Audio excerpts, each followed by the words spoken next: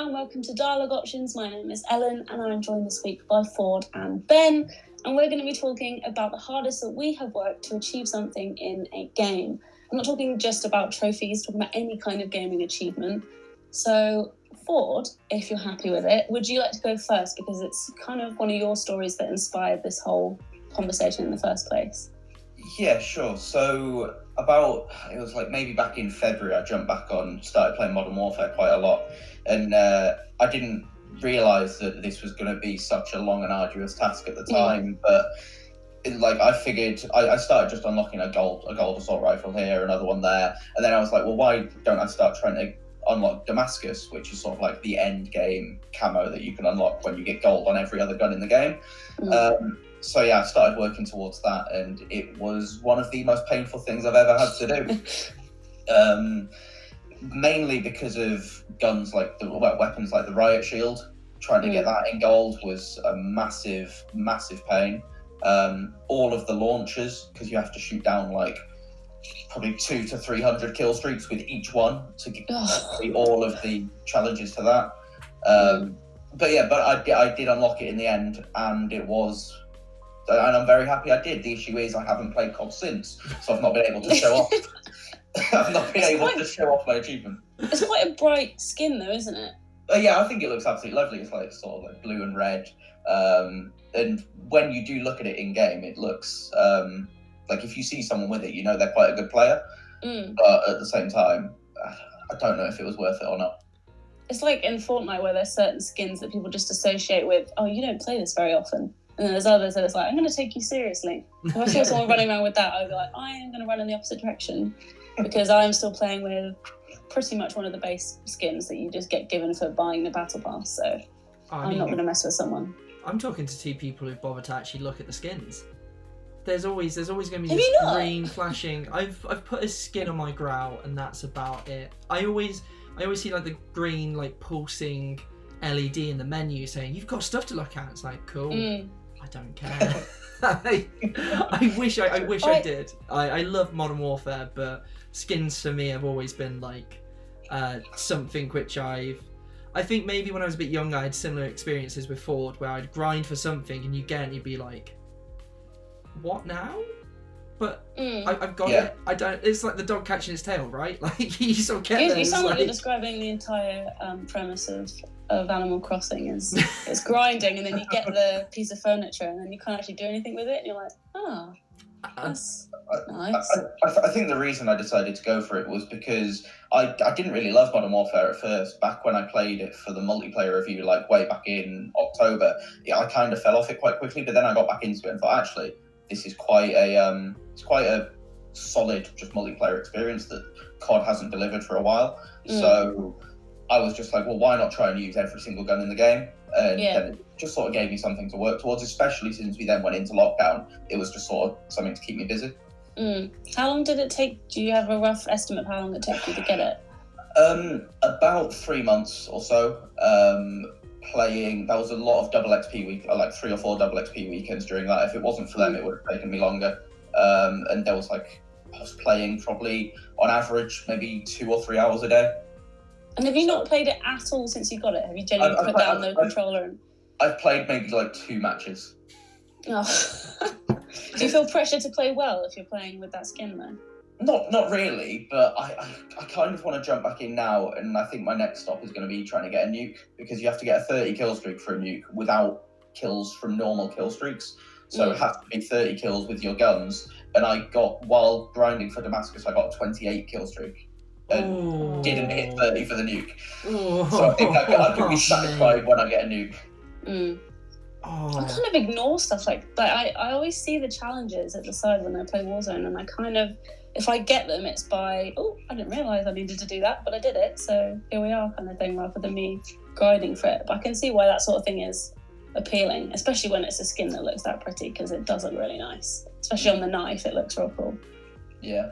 And I mean, they've just introduced the Obsidian camo as well, which is, rather than unlocking that for like every single gun when you complete all of because obviously Damascus, you get gold on everything, you unlock Damascus all at once for everything.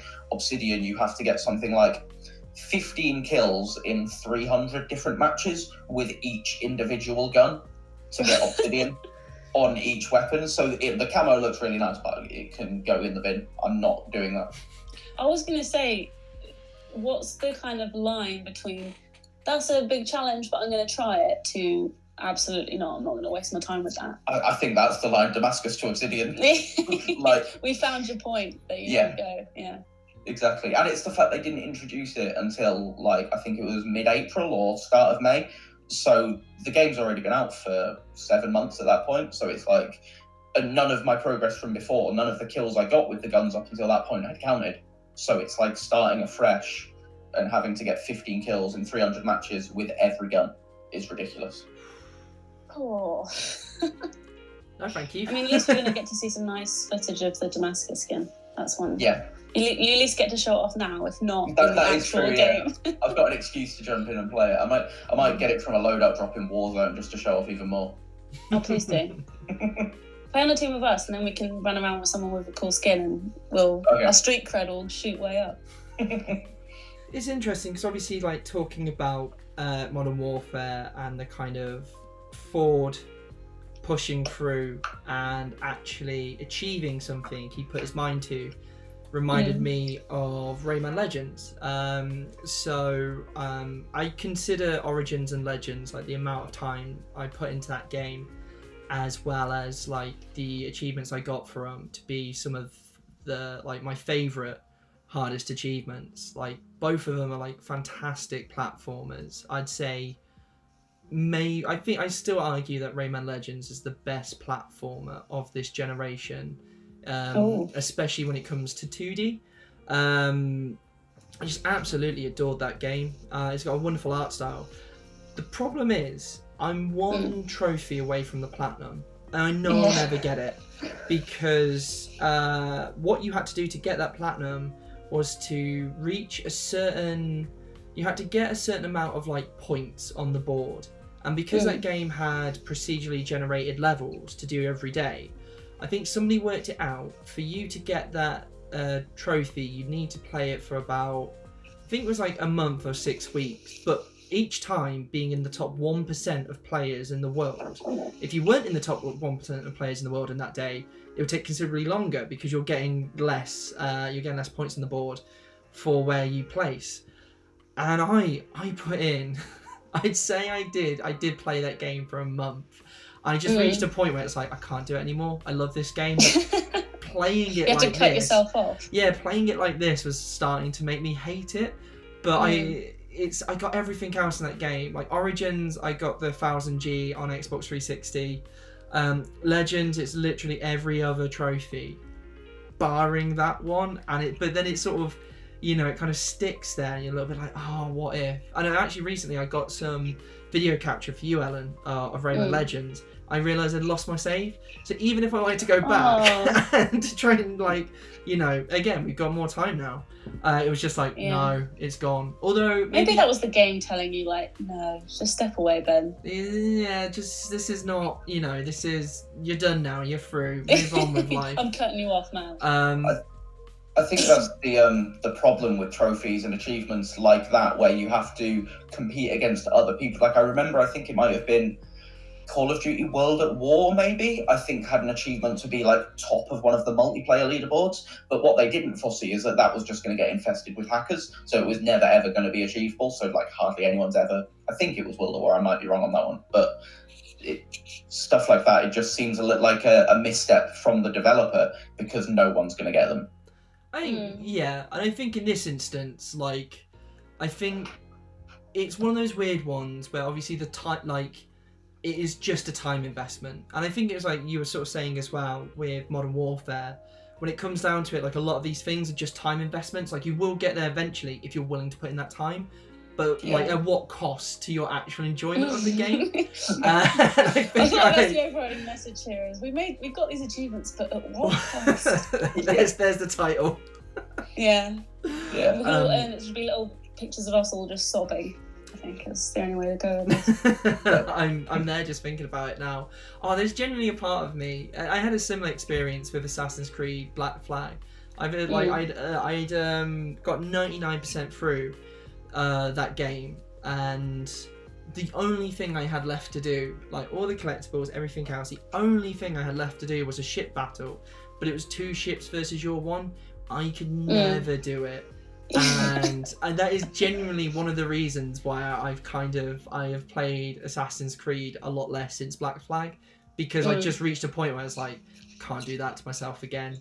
It physically hurts to remember the moment where I just chucked the controller on the bed and was just like, I'm done, I'm out. This is like, I cannot put myself in a position at sort of like 11 p.m. by myself on a sort of Thursday evening, just being like, I just want the 100%, Yubi. Just let me get through it, please. If we're talking about ones that like we got so close to, for me it was Kingdom Hearts 3, because there's a trophy to get all of the ingredients in the game, I think, but there was no way, when the game launched, there was no way to check which ones you'd already got and which ones you hadn't got, because obviously you use the ingredients to craft things. And so I just left that, because I was just like, I have to go through and get every single ingredient in the game again to be certain that I haven't missed one. And it was just like, no, I'm not doing that again. After Those sorts of trophies where there's no way of keeping track of what you've done already is so frustrating. Yeah. Not because I really enjoyed the game that much, but I realised I was kind of close to the platinum for Days Gone, so I was like, I may as well go back in it and just tidy everything up. One of the trophies is just like, I can't remember what the little monuments were called, but there were these little pile of rocks and you just had to kick them over. But there was no way of knowing which rocks you'd done, and guides on it could never be, they were good, but they could never be crystal clear because they couldn't tell you which rocks to. It was just a nightmare of going to different spots going, well, I've kicked those rocks already. I got the platinum eventually, but that was not, it was not a fun one. That game though, Days Gone in particular, I remember I had the advantage because obviously we were given it early, but I unlocked the platinum on the actual day of release date. So I was quite proud of myself. I'd unlocked the platinum by the time the game was actually out. Oh, that must be satisfying.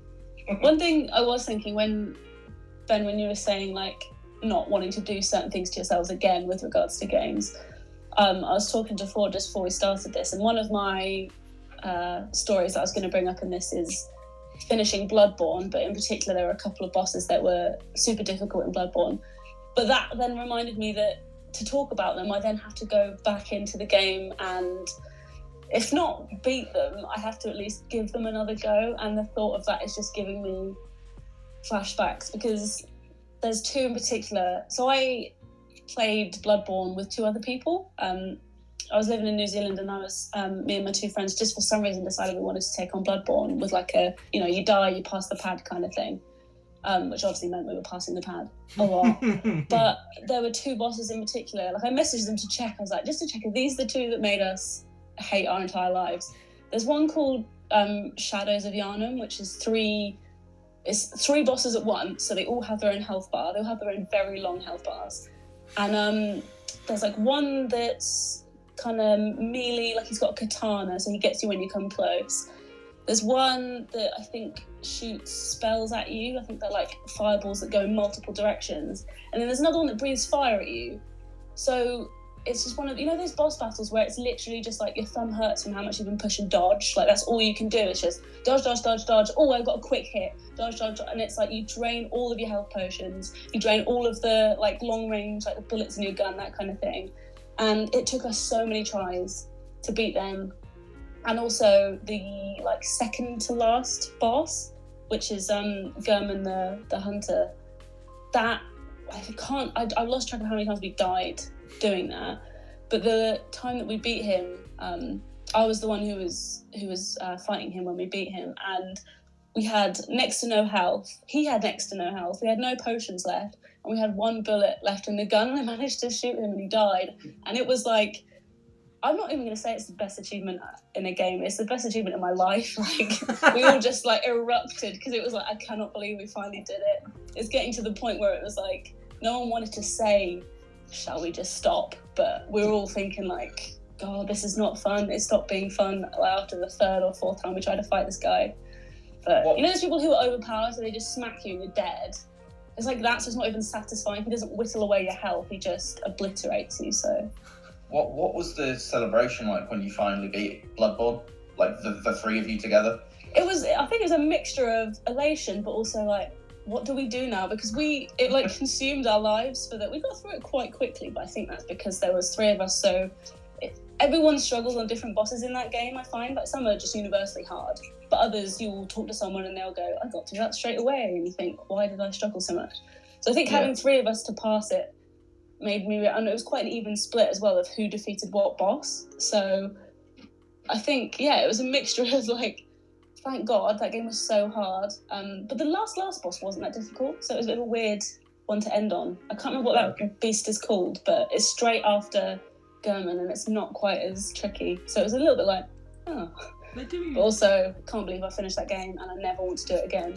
I was going to say, From Software do have a habit of doing that. So the second game I had lined up to talk about was Sekiro, and I think for very similar reasons for you, because the second class boss in that game is the Demon of Hatred. And that's a good name. Not only is it like one of the most metal names I've ever heard in a game, but oh man, just an absolute like maybe I think 3 to 4 days, and that is a game that has like some real rough stuff in it. Like the Guardian Ape, who has two health bars. You take him out to begin with, and you basically cut off his head. And you're a bit like, sweet, okay, done. And then you see his corpse get up, holding its head, and this is. To be clear, this is a monster who flings poo at you. So already you're like, have I not suffered enough? So you're just covered in fecal matter and you think, right, decapitation, that's endgame for a boss battle. And this is halfway through the goddamn game. But the Demon of Hatred is this huge sort of like gargantuan like figure who like leaps across a battlefield. I'm pretty sure it's optional. I think you can finish the game without fighting it, but that's the problem. Knowing I could have just ignored it, but then it would sort of feel like a stain on like my run through of just I don't know what a stain as well. Yeah, exactly. Not the only stain on that run through from Sekiro. But there's something about that kind of like weird mix of like the end of it, just sort of like relief, elation, and then just like I don't know, maybe tiredness, just like it's done. Like thank God, like it feels like you're getting out of your system. Yeah, speaking of Souls games, there's like, I'm not really a massive Souls game person. Like, as I was saying to you before, Ellen, I fell off Bloodborne quite hard. But I decided to tackle Star Wars Jedi Fallen Order on the hardest difficulty, which was Jedi Grandmaster, from the get-go. And it took a while to get used to, but after I sort of got used to deflecting shots and doing the timing of the parries and everything, it wasn't too hard, other than 1 or 2 bosses, the main one of which was Taron Malicos, because Taron Malicos is just an absolute nightmare to me. Maybe about 2 weeks to get through. Yeah. I similarly, because obviously I reviewed the game for Games Radar, and Taron Malicos and another boss as well. I was basically trying. I was playing that over the weekend to play it for review, and my partner was sitting next to me, and she was just like, "You need to take a break." Because he's an absolute nightmare. Like if he just catches you once or twice, you feel like half your health bar's gone. Oh man, I'm right there with you. And I played the game on like the medium difficulty because I'm not messing around with hard for a review. I need to get the game done. Exactly. No thanks. The bonus of playing on the hardest difficulty is though, even though I was dying a lot, because I was on PC, my load times were a lot quicker. So I had a mate that was playing at the same time as me, but he was on PS4. He started on the hardest difficulty, but had to take it down because each load time was like a minute long, and he just couldn't deal with that. Oh yeah. Yeah, it is quite a. It's sometimes to have like some real long load times when you're just sitting there stewing in your own failure. It really does. Really does suck. Exactly. And because I was on PC, I wasn't like inclined to go, because I was playing it through Origin, I wasn't inclined to go for all the Origin achievements like I would be for a Platinum Trophy. So it does mean that there's a couple missing, but I'm not really that bothered because there was stuff that was like explore all of every single map, like complete all of BD1's hollow maps.